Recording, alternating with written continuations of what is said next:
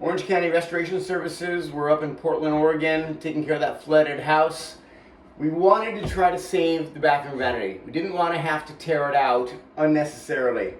We were able to get the laminate floor up. Underneath that was a vinyl floor. Underneath that was a subfloor, and underneath that is another subfloor.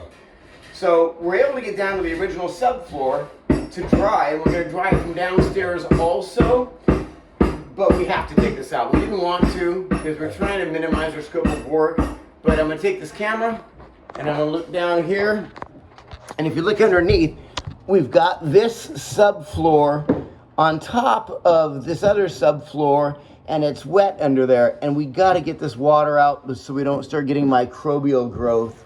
So even though we were trying to minimize our scope of work, we got to do what we got to do. So it's coming out.